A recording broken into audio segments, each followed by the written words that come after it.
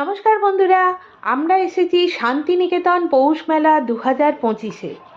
পৌষ মেলায় ঢুকবো। পৌষ মেলার সমস্ত ভিডিও স্টেপ বাই স্টেপ বিভিন্ন পার্টে আপনাদের সঙ্গে শেয়ার করব। চলুন দেখতে থাকুন প্রথম থেকে সমস্ত পার্টগুলো, একটাও বাদ দেবেন না।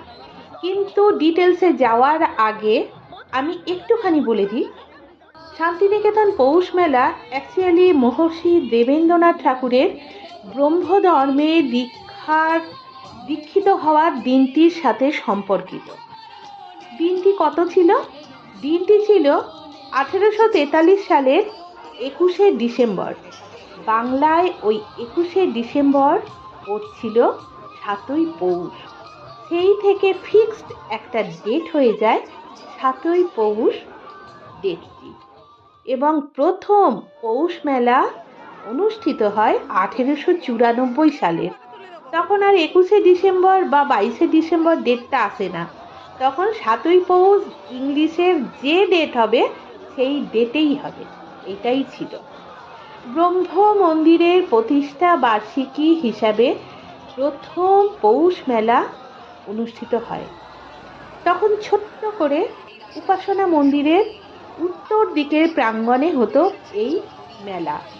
পরবর্তীকালে কবিগুরু রবীন্দ্রনাথ ঠাকুরের বিশ্বভারতীর অঙ্গনে, বিশ্বভারতীর সময় কবিগুরু রবীন্দ্রনাথ ঠাকুরের প্রত্যক্ষ সম্পর্কে এই পৌষ মেলা বিশাল আকার ধারণ করে।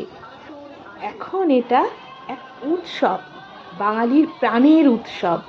সত্যি ডিসেম্বরে আমরা যদি কোনো বছর শান্তিনিকেতন পৌষ মেলা না যেতে পারি, যেন মনে হয় কি একটা আমাদের হলো না।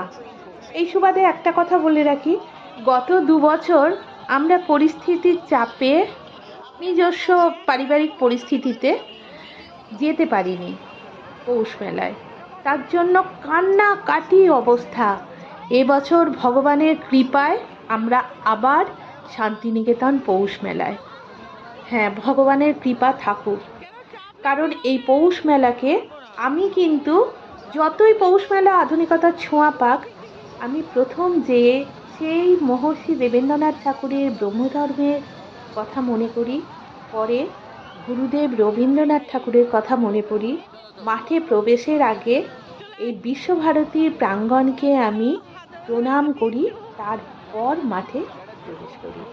এটা আমার নিজস্ব ব্যাপার, আপনাদের সঙ্গে শেয়ার করলাম।